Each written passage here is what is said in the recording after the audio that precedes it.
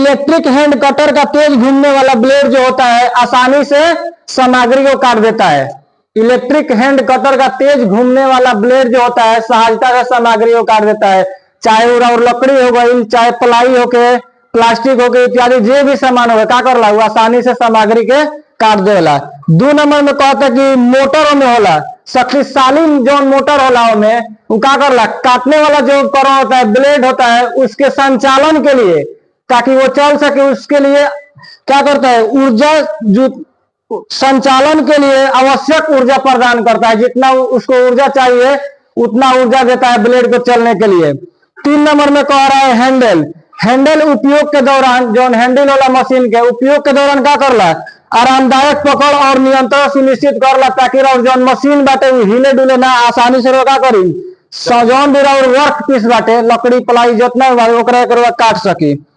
सुरक्षा सुविधाएं मशीन में भी रवा खातिर सुरक्षा सुविधाएं देले रहेला, जैसे में कुछ एमे तो नहीं बताओ लेकिन कुछ एक मॉडल वाला मशीन का और भी मॉडल होला ओमे सुरक्षा मॉडलों में रवा चोट से बचावे खातिर ओमे बेस प्लेट देले रहेला ताकि रवा चोट ना लग पाए। ब्लेड गार्ड देले रहेला कि जो ब्लेड गार्ड होला ब्लेड मान ली कि चलाने के दौरान टूट गईल तो रवा देह पा के ना लगो ओकरा खातिर का देले रहेला ब्लेड गार्ड देले रहेला।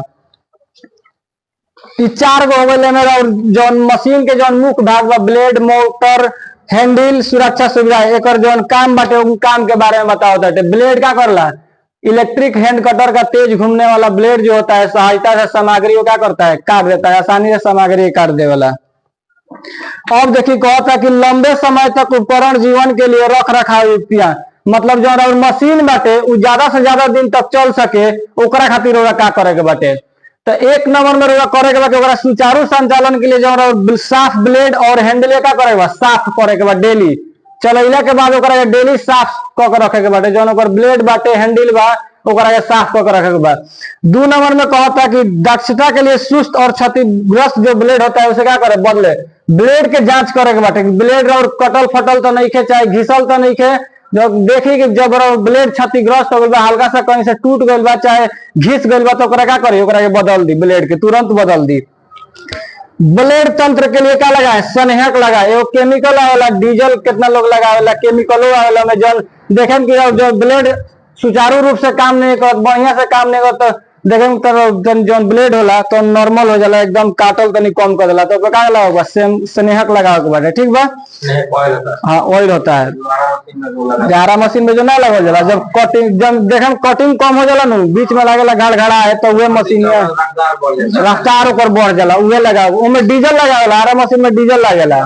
हाँ अब कहते हैं कटर को क्या करे कटर को सूखी और सुरक्षित जगह पर रखे जो और मशीन बाटे ओकरा का सूखी और सुरक्षित जगह पर रखे के बाटे ज्यादा तापमान में नहीं रखे के जहाँ नमी वाला जगह पर भी नहीं रखे के ओकरा सूखी क्षेत्र में रखे के बाद धूल रहित क्षेत्र में रखे जहाँ माटी ना होके धूल ना होके ओजर हुआ मशीन के संग्रहित करी। ओकरा बाद कहता है कि उपयोग से पहले सत्यापित करे कि ब्लेड लॉक काम करता है कि नहीं करता है माने जब संचालन के दौरान संचालन से पहले मशीन के चलावे से पहले देख ले बाकी जो ब्लेड लॉक बाटे ब्लेड लॉक का खातिर लॉक कइल जाला जब मशीन के 15 मिनट 20 मिनट आधा मिनट माने लगातार यूज करे के बाटे आधा घंटा लगातार यूज करे के बाद तो ओकरा खातिर का करला ब्लेड के लॉक कर दी और लगातार ओकरा काम करत रहे ब्लेड से। ई रौरा देखी लंबे समय तक उपकरण जीवन के लिए बताओ ताटे माने जो मशीन बाटे उ लंबे से लंबे समय तक ज्यादा से ज्यादा दिन तक का कर सकी लाभ ले सकी ओकरा बारे में रख रखाव युक्तियां बताओ कि माने मशीन जौन बाटे जैसे हमनी के बाटे हमनी के का करनी से अपना स्वास्थ्य खातिर बढ़िया खाना खानी सर बढ़िया स्वास्थ्य खातिर जो अपन जौन भी काम करनी रहा बढ़िया स्वास्थ्य खातिर करनी कि हम अपन ज्यादा शरीर बाटे ज्यादा से ज्यादा दिन तक चल सके। कितना लोग जिम जाला अपन स्वास्थ्य पर ध्यान देला अच्छा फूड खाला स्वास्थ्य फूड खाला वही तो मशीन के बारे में बताओ देते। अब हैंड कटर एक होता चरण दर चरण उपयोग मार्गदर्शिका के बारे में माने जैसे हैंड कोनो भी मशीन चलाओ तनी तो ओकरा पहले रुआ का करे के बाटे तो इनमें 14 गो नियम बताओ देते। 1 नंबर में कहता कि अपन सुरक्षा किट पहन ली सुरक्षा मशीन जो चलाओ तनी तो अपन सुरक्षा किट पहन ली सुरक्षा किट में और का आवेला गूगल्स आ जाई मास्क आ जाई ear plugs eye ear plugs का के दिले रहेला मशीन के अलग अलग प्रकार के ध्वनि निकलेला जब मशीन चलेला तो अलग अलग प्रकार के ध्वनि निकलेला तो और जौन कान बाटे मशीन के ध्वनि से कान और प्रभावित ना होके ओसे का करे ओकरा खातिर ईयर प्लग्स लगावल जाला, मास्क लगावल जाला का खातिर कि जब लकड़ी के चौरसाई करम चाहे लकड़ी कोनो भी काम करम तो हमें से धूल कण जौन होला उड़ के रौरा मास्क जो नाक तरह होला मुंह के द्वारा अंदर जाला, ठीक बा। तो ओकरा से बचे खातिर का देला मास्क देला, ओकरा बाद चश्मा रउआ देला, चश्मा से रउआ का होई कि धूल कण जो बाटे रउआ आंख तक ना पहुंचे, रउआ आंख से ज्यादा दिन तक लौक सके ओकरा खातिर का देला रहेला चश्मा देला रहेला। तो सुरक्षा उपकरण में रउआ चश्मा हो गइल, मास्क हो गइल, ग्लव्स हो गइल, ओकरा बाद ईयर प्लग्स हो गइल। ई 4 गो रउआ के जौन टूल किट में भी रउआ के बारे में बतैले बाटे, टूल किट में रउआ के दी, जब रउआ टूल किट आई तो मैं टूल किट में ई 4 रउआ के उपकरण दी, जौन सुरक्षा किट बाटे ई 4 दी। ओकरा बाद 2 नंबर में कहता कि मशीन के जांचे के बाटे, जांचे के पहले देख ले मशीन के कि जब मशीन के प्लग होला बिजली के बोर्ड में ना लगल होके। देखिए 2 नंबर में कहता कि ब्लेड जोड़ने से पहले सुनिश्चित करें कि जो मशीन का प्लग हो वो बोर्ड में ना लगा हो, बिजली के बोर्ड में ना लगा हो। ये 2 नंबर का ऑप्शन हो गई, 2 नंबर के प्रोसेस हो गई। 3 नंबर में कहता कि सही ब्लेड चुने के बाटे, ब्लेड जब ओकरा के कसे खातिर लेता नहीं ब्लेड में मशीन में तो ओकरा के देख ली कि जो ब्लेड बाटे वो क्षतिग्रस्त तो नहीं है, कहीं से घिसल नहीं है, कहीं से टूटल नहीं है। 3 नंबर में ब्लेड के जांच कर ले बाटे। 4 नंबर में क्या करेगा ब्लेड नट के ढीला करे के बाटे, जो ब्लेड नट के कहा चाबी से ढीला करे के बाटे, वो हाथ से ढीला नहीं, चाबी में दिले रहेला मशीन में, चाबी से ब्लेड नट के ढीला करे के बाटे। ये 4 नंबर का ऑप्शन हो गई। 5 नंबर में कहा था कि ब्लेड नट को कस के का करी फिर चाबी से वो ब्लेड के नट के का करी कस दी। देखिए 5 नंबर का ऑप्शन हो गई, कहता नट को रिंच से सुरक्षित रूप से कस ले। 6 नंबर में कहता कि जो वर्क पीस बाटे, वर्क पीस जो होला ओकरा क्या करी मार्किंग करी कि कितना काटे के बा, 1/1 काटे के बा कि 1/2 काटे के बा कि 1/3 के, माने जितना रोड़ा काटे के बाटे ओकरा के मार्किंग कर ली। जो वर्क पीस प्लाई बाटे लकड़ी बा ओकरा के मार्किंग कर ली वर्क पीस के अपना। 7 नंबर में कहता कि 7 नंबर में ब्लेड जो मशीन के प्लग होला ओकरा के लगाई, मशीन के जो प्लग बाटे ओकरा के बिजली के बोर्ड में लगा दी। 8 नंबर में कहता कि वांछित गहराई निर्धारित करे। देखिए कहता नहीं कि निर्धारित नियंत्रण घुंडी का उपयोग करके ओकरा चाबी कहल जाला, घुंडी कहते ओकरा चाबी कहल जाला। चाबी के उपयोग करके अपन जौन का गहराई कम बेस करे के बा, कितना पर काटे के बा 1 इंची 2 इंची पर जितना पर काटे के बा ओकरा गहराई कम बेस कर ली, अपना हिसाब से कर ली 1 इंची 2 इंची जितना माने काटे के बा। ओकरा बाद कहता कि मशीन के जौन हैंडल बा ओकरा के मजबूती से पकड़ी और वर्क पीस पर स्थापित करी। यही कहते थे कटर को मजबूती से पकड़े और स्थापित करे, वर्क पीस पर स्थापित करे।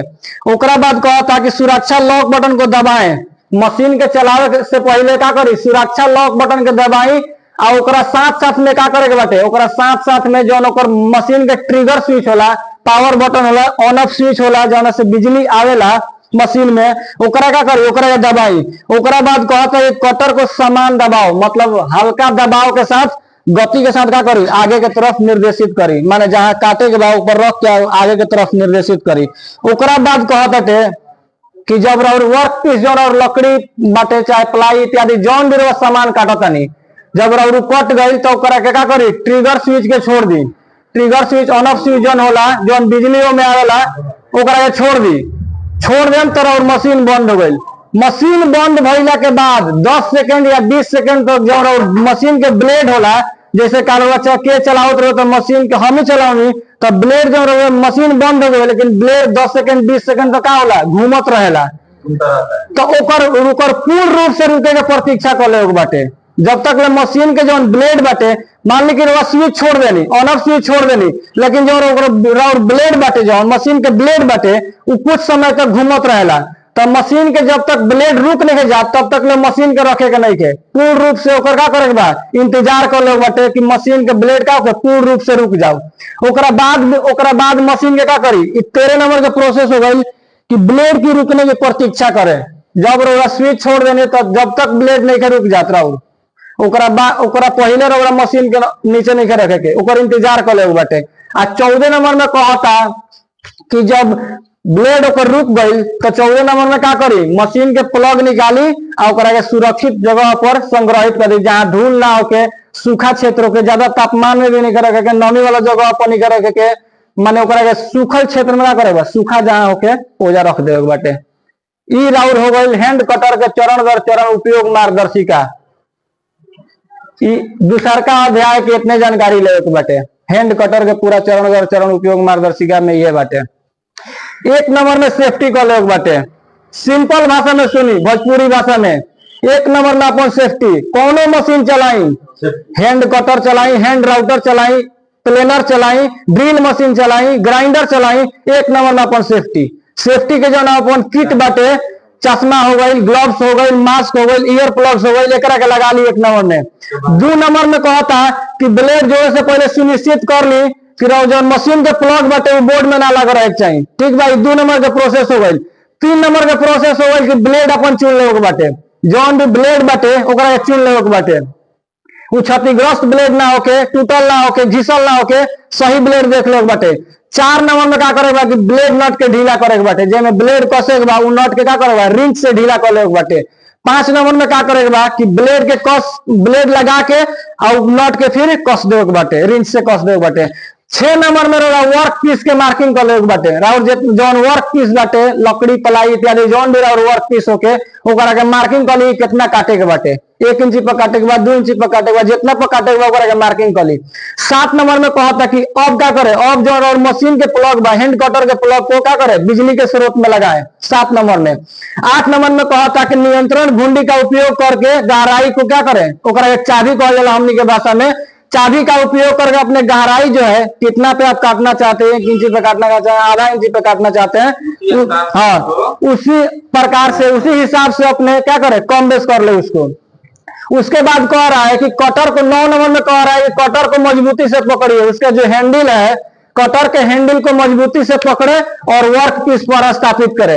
ये 9 नंबर का प्रोसेस हो गया। 10 नंबर में कह रहा है कि सुरक्षा लॉक बटन को दबाइए और उसके साथ साथ जो पावर ट्रिगर होता है, जो ऑन ऑफ स्विच होता है जिससे बिजली आती है, जिसे आप दाबेंगे तो उसमें बिजली आएगी और उसको छोड़ देंगे तो उसमें से बिजली चल जाती है।